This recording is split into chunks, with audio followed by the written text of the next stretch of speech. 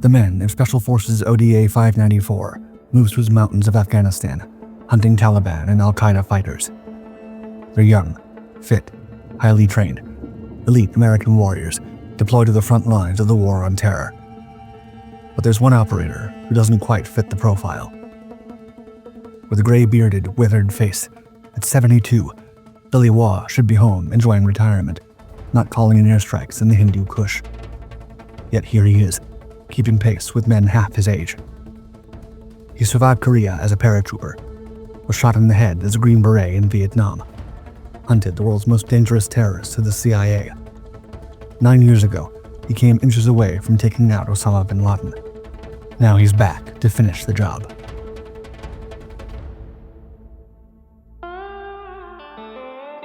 New Mexico, 1945.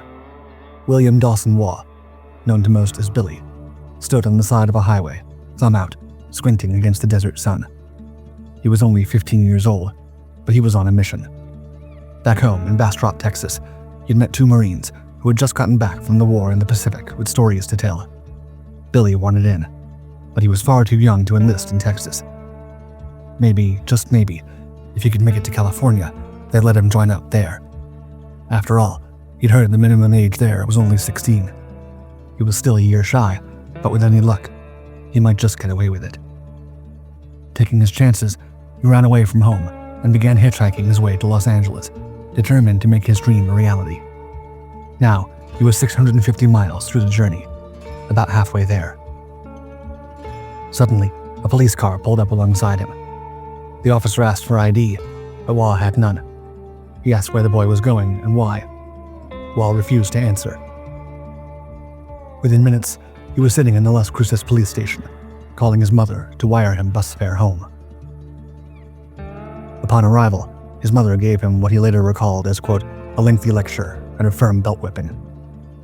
His mother's orders were clear: finish school, then enlist. Waugh threw himself into his studies, graduating from Bastrop High School in 1947 with a perfect 4.0 grade point average. In August 1948, now aged 18, Waugh finally walked into an Army recruiting office. By December, he'd completed airborne school. In April 1951, he was assigned to the 187th Airborne Regimental Combat Team in Korea, where he finally got his taste of action. He later wrote, quote, I learned what made men tick and what combat was all about. For the first time in my military life, I felt completely at home. After Korea, stationed in Germany, Waugh met two Special Forces soldiers on a train who told him about openings for platoon sergeants. He requested a transfer immediately. In 1954, he earned his Green Beret, joining the 10th Special Forces Group in Bad Tölz, West Germany.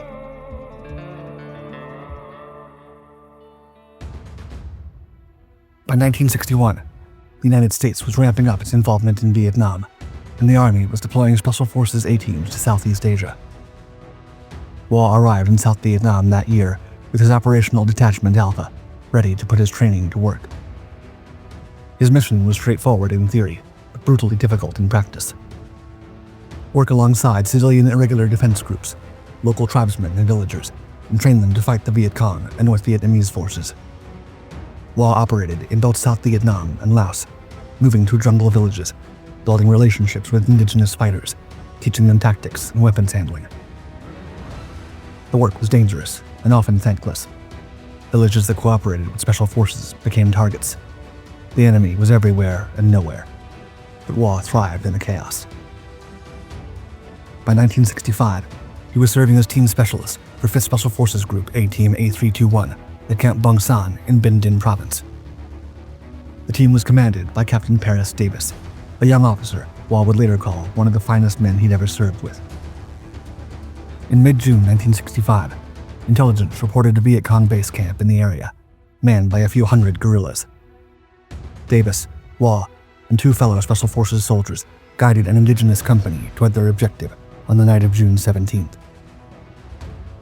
Just after midnight on June 18th, Waugh and his force hit the Viet Cong encampment with blistering effect, taking out over 100 enemy fighters in the initial assault. But then, everything went to hell. Intelligence had been catastrophically wrong. What they'd been told was a few hundred Viet Cong, turned out to be a full North Vietnamese army battalion, possibly even brigade strength, over 4,000 troops, including Chinese regulars. As the counterattack came, many of the regional forces soldiers panicked and refused to fight.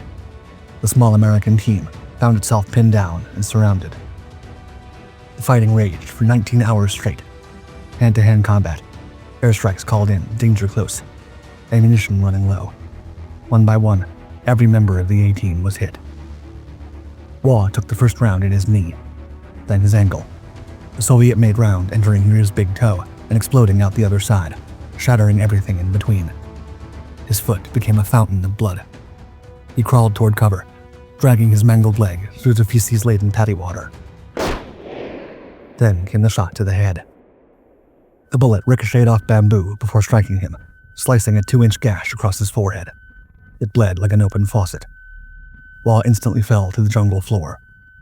When North Vietnamese soldiers reached his position, they found what appeared to be a lifeless American. They stripped him naked, taking his uniform, gear, and Rolex watch, then left him lying in the muck. Yet Waugh was still alive. He drifted in and out of consciousness, with leeches feasting on his gunshot wounds. One thought jabbed at his semi-conscious brain, quote, "Damn, my military career's finished. I'll never see combat again." But Captain Paris Davis wasn't leaving anyone behind. Despite also being shot in the arm and leg, Davis pulled Waugh's near-lifeless body from the rice paddy and helped him crawl toward a helicopter on a nearby hill. Every member of the A-team made it out alive. In the hospital tent, high on painkillers and adrenaline, Waugh joked constantly while surgeons removed a colony of leeches from his shredded leg. He later reflected, quote, "It sounds like the punchline to a bad joke, but you know it's a bad day, and the best thing about it is getting shot in the head."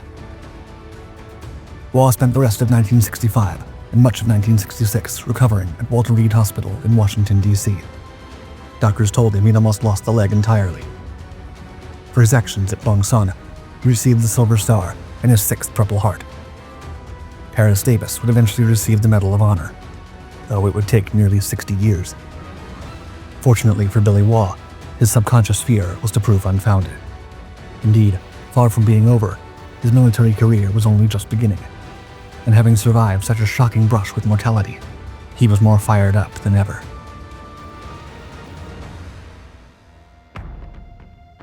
In 1966, after months of recovery at Walter Reed, Waugh returned to Vietnam. Most men would have taken a desk job or requested an assignment somewhere safer. Waugh went straight back to 5th Special Forces Group, then volunteered for something even more dangerous, the Military Assistance Command Vietnam Studies and Observations Group, or MACV-SOG. This elite unit was shrouded in secrecy during the war. They were tasked with conducting highly classified operations into North Vietnam, Laos, and Cambodia. Charting enemy positions, calling in airstrikes on supply routes, rescuing downed pilots from areas conventional forces couldn't reach, and coming back alive. The expectations were absolute. Failure meant catastrophic consequences for the entire program. The missions were, in Waugh's words, quote, "virtually undoable," but did get completed. Nevertheless, the casualty rate was staggering.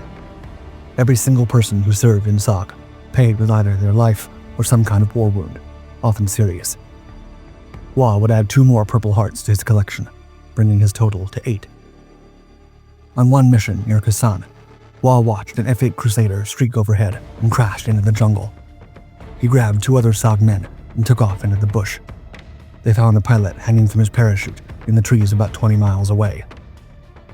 Waugh had to hook the injured pilot into a rescue harness while under time pressure. Years later, he recalled the encounter, quote, "I had to treat him pretty rough to do it. I'd take the snap links and smack them together, and I know it pained him." When the pilot returned a few days later to thank him, Waugh was mortified to learn the man was a high-ranking naval officer. Waugh sheepishly explained he hadn't realized and expressed regret for not having treated him with more respect. But the pilot laughed it off, responding, quote, "You saved me, Billy, and I'm happy about it." By the end of the 1960s, Waugh had risen to Command Sergeant Major of MACV-SOG's Command and Control North, based at Marble Mountain near Da Nang. Here, he would pioneer a technique that would revolutionize special operations forever. By early 1970, helicopter insertions into Laos were becoming suicide missions. North Vietnamese anti-aircraft fire had grown so intense that SOG couldn't safely insert reconnaissance teams into certain map grid squares along the Ho Chi Minh Trail. The enemy owned the airspace. Waugh had an idea: high-altitude, low-opening parachuting, better known by the abbreviation HALO. It existed for years, but no one had ever used it in actual combat. What if SOG teams could jump from above 30,000 feet, freefall through darkness to avoid radar detection, and pop their chutes at the last possible moment and land deep in enemy territory before anyone knew they were there? The concept was radical enough that Waugh found an ally in Colonel Dan Shungle, who literally put his military career on the line to get MACV to approve it. By summer 1970, Waugh was put in charge of developing the Combat Halo program for Command and Control North. That October, Waugh led a practice combat infiltration into War Zone D, NVA-owned territory inside South Vietnam, to test reassembly procedures after a nighttime insertion. He broke his ankle on landing, the 8th or 9th time he'd broken it, but completed the mission anyway. On November 28th, Recon Team Florida made the first combat Halo jump in military history, infiltrating Laos at 17,000 feet. Waugh himself did not participate, but he played a crucial role in training the men that did. The team proved that soldiers could parachute undetected into the heart of enemy territory, operate for days surrounded by thousands of NVA troops, and make it out alive. By June 1971, Waugh was ready to lead his own mission. At 19,500 feet over eastern Gangnam province, less than 4 miles from the Laotian border, Waugh and 3 other Americans, James Bath, Jesse Campbell, and Madison Stroline, stepped off the ramp of a C-130 into darkness and rain. The team scattered on landing. Bath slammed into a tree, severely injuring his leg and back. Campbell landed, heard voices, spotted 3 NVA soldiers moving past, and spent the next hours running and hiding before being extracted by Stabo rig. Waugh called in airstrikes throughout the day before his own extraction. But Stroline's transmissions grew increasingly desperate as North Vietnamese forces closed in. Then the radio went silent. A bright light rescue team found his weapon and equipment laid out in a careful line, signs of a firefight, but no body. Madison Stroline was never seen again. Despite the loss of Stroline, the technique was proven. Waugh and his teams had demonstrated that small units could infiltrate even the most heavily defended enemy territory undetected. Yet by the time SOG was showing how effective Halo could be, U.S. involvement in Vietnam was already winding down, and the unit would soon be disbanded. In total, only 5 combat Halo jumps were made before the conflict was over, though they've remained part of Special Forces missions ever since. However, the Vietnam War wasn't the only thing coming to an end. On February 2, 1972, Command Sergeant Major Billy Waugh retired from active military duty after 24 years of service. He had 8 Purple Hearts, the Silver Star, and a reputation as one of the most capable special operators the Army had ever produced. But his retirement wasn't to last. Waugh attempted to adapt to civilian life, taking a job with the United States Postal Service. But in his own words, quote, "After nearly 20 years in SF, much of it in combat, sorting mail doesn't scratch the same itch. Not even close. After 5 years, he just about had enough." But then, one day in 1977, the phone rang. Edwin Wilson, a former CIA officer, had an offer. Come to Libya and train Muammar Gaddafi's special forces. Good money, plenty of action. Waugh didn't hesitate. What Wilson didn't mention, and what Waugh didn't know, was that this wasn't a CIA-endorsed operation. Wilson was operating independently and would later be convicted of illegally selling weapons to Libya. But before Waugh could find himself in serious trouble, the actual CIA approached him with a different proposition. While in Libya, training Gaddafi's commandos, would Waugh be willing to do some photography on the side? Document Libyan military installations, Soviet equipment, troop movements, anything that might interest American intelligence. The CIA desperately wanted eyes on the ground to monitor the considerable amounts of military assistance entering Libya. Waugh agreed immediately. He began carrying a 35mm camera wherever he went, documenting everything he saw. He later explained his method, quote, "I would take photos for about 3 weeks of areas we'd never been into before, of all the countries around Sudan, Egypt, and all the countries of Africa. I became very good with small cameras. I learned how to brief well, and I was excellent with maps. It became a pleasure to do the work. If you get killed, that's just tough. The Libya assignment ended badly. CIA leadership, under the Carter administration, nervous about Waugh's connection to Wilson's illegal operations, sought to distance itself from him. Waugh found himself posted to the Marshall Islands, where he took a job as deputy chief of police at the U.S. Army Kwajalein missile range. There, he tracked Soviet small boat teams trying to steal American missile technology, still doing intelligence work, but far from the action he craved.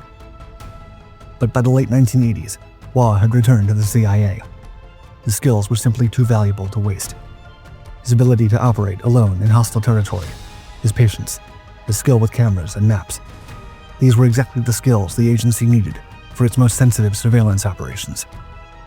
By the early 1990s, Waugh was in Sudan, and he was about to hunt two of the world's most dangerous men.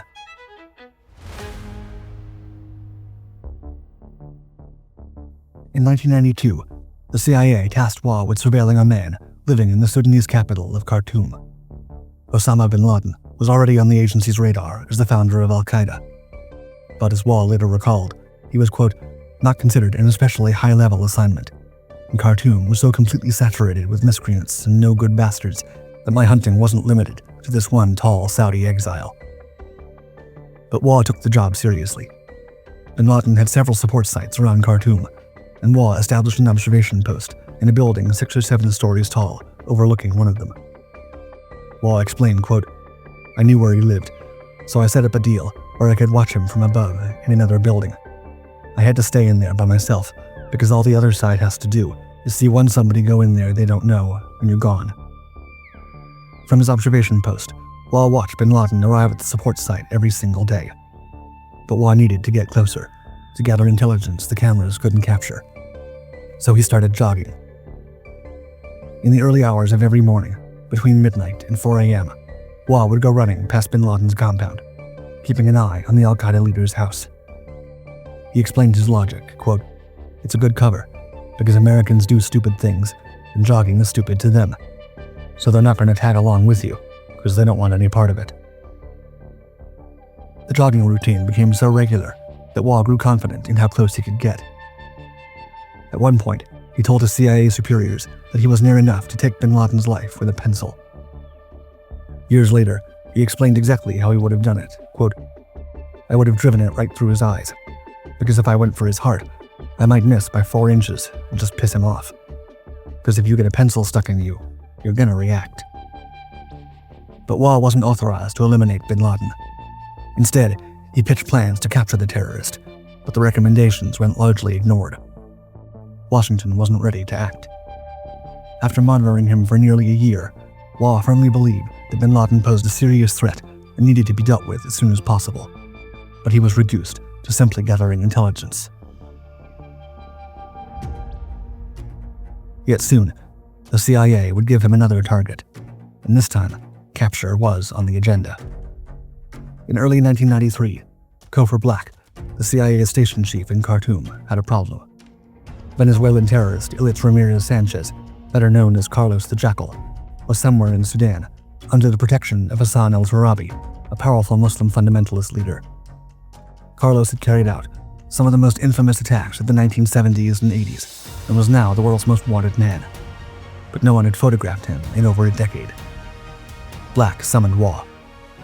Black told him, quote, I want you to go into Sudan or Egypt, and I want you to find Carlos, and I want you to chase him down and figure out how we can take him down. He added explicit instructions not to take the Jackal's life, so as not to complicate the operation by having to dispose of a body. Waugh spent 4 months searching Khartoum. Cameras were strictly forbidden in Sudan, making his work even more dangerous. Then, in January 1994, he spotted one of Carlos's bodyguards. Waugh followed the man to his vehicle and noted the make and model. On February 8, 1994, Waugh was conducting surveillance in the streets of Khartoum when he saw a portly white man emerge from an apartment building. Something about his bearing, a kind of predator's confidence, caught Waugh's attention. He raised his concealed camera and clicked the shutter. The photo was transmitted to CIA headquarters. Confirmation came back within hours. This was Carlos the Jackal. Waugh found the apartment building where Carlos lived, and with another team member, established an observation post around 500 feet away in an abandoned 6-story hospital. The building was, in Waugh's words, quote, very clandestine and filthy to the max. For 4 months, Waugh manned the observation post, photographing Carlos, his wife, his bodyguards, and everyone who visited him. Over 2,000 photographs were taken and passed through the CIA to the DST, the intelligence service of France, where he was wanted for the murder of 2 police officers. French diplomats began negotiating with Sudan. They offered communications equipment, satellite imagery of Sudan's enemies, and promised to help secure World Bank loans that would erase the country's foreign debt. But what sealed the deal was Waugh's surveillance footage of Carlos drinking, partying, and cavorting with women, deeply offensive to al-Turabi's Muslim values. Al-Turabi agreed to give him up. On August 13, 1994, Carlos checked into a Khartoum hospital for minor surgery. After the operation, a Sudanese police officer told him the government had learned of an assassination plot against him. An armed escort took Carlos and his bodyguards to a villa near al-Turabi's home. At 3 a.m. on August 14th, several men burst into the room, pinned Carlos to the bed, and placed him in hand and leg cuffs. The doctor tranquilized him. He was carried to a waiting private jet and flown to Paris, where he was eventually sentenced to life in prison. After over 20 years evading justice, the world's most wanted man had finally been caught, and it wouldn't have been possible without Billy Waugh's fearless surveillance. Waugh later reflected, quote, to capture Carlos the Jackal was out of this world. For Waugh, the hunt for terrorists continued through the late 1990s. He took on assignments across multiple countries, always operating in the shadows. But on September 11, 2001, everything changed. The tall Saudi exile Waugh had jogged past in Khartoum nearly a decade earlier had just orchestrated the deadliest terrorist attack ever to take place on American soil. Waugh knew exactly what he had to do. Soon after the attacks, Billy Waugh walked into CIA headquarters in Langley, Virginia. He found an empty chair outside Cofer Black's office. Black was now director of the Counterterrorist Center, and sat down. Black's office manager approached. Waugh told her he wasn't leaving until he talked to the chief. He sat there for 4 hours. When Black finally emerged, Waugh made his case. He tracked bin Laden in Sudan. He knew the terrain, the culture, the enemy. He was still fit. He needed to be in Afghanistan. Black's response was immediate. Absolutely not. After all, Waugh was 71 years old. According to Black's later account, Waugh fired back, quote, Chief, you've got your senior intelligence service rank because I helped you capture Carlos the Jackal. You owe me. Black kicked him out of his office. But Enrique Prado, another CIA veteran, called Black later that day. Prado made the case, quote, if Billy goes to Afghanistan and lives to tell about it, the legend lives on. If Billy gets killed in Afghanistan, the legend lives on. Black relented. The next day, he called Waugh back and gave him the assignment. In November 2001, Waugh landed in Afghanistan as part of the CIA's Northern Alliance liaison team. He linked up with Special Forces ODA 594, working alongside men young enough to be his grandsons. Together, they battled Taliban and al-Qaeda fighters, calling in airstrikes and coordinating with Northern Alliance forces. At the Battle of Tora Bora in December, Waugh found himself in the caves and mountains where bin Laden was believed to be hiding. The man he'd jogged past in Khartoum, the target he'd watched through camera lenses for nearly a year, was somewhere in these mountains. Years later, Waugh would say simply, quote, I was cold, filthy, and stinky, but I was one of roughly 150 men who can say they conducted combat on the ground in Afghanistan during the initial and pivotal phase of Operation Enduring Freedom. Billy Waugh had proven that he could still operate at the tip of the spear, even in his 70s.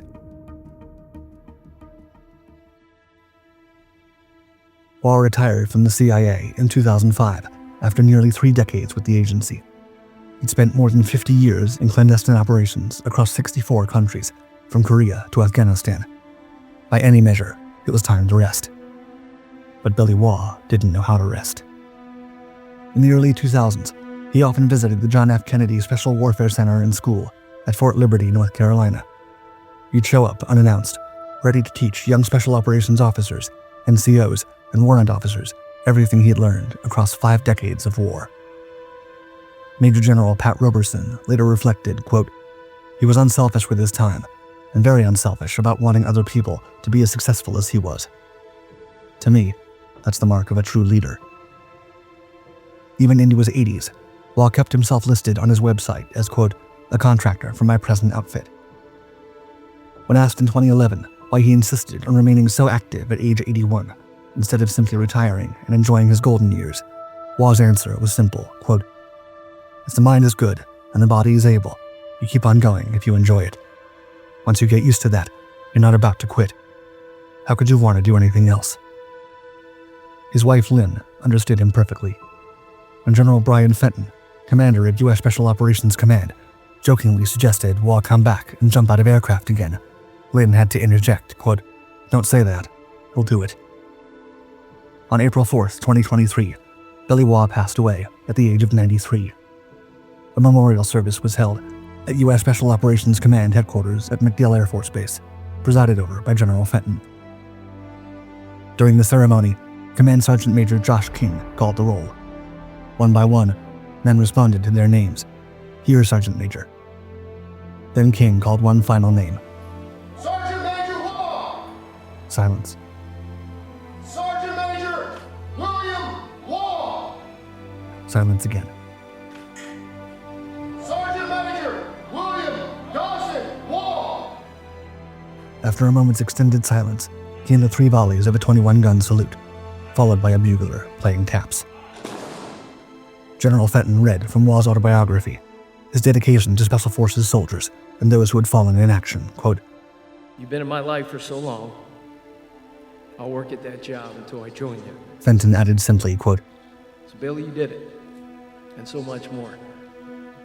In accordance with Waugh's wishes, some of his ashes were scattered by a halo jump team over Rayford Drop Zone in North Carolina, the same technique he'd pioneered in the jungles of Vietnam more than 50 years ago. The boy who'd hitchhiked toward war at 15 had finally come home.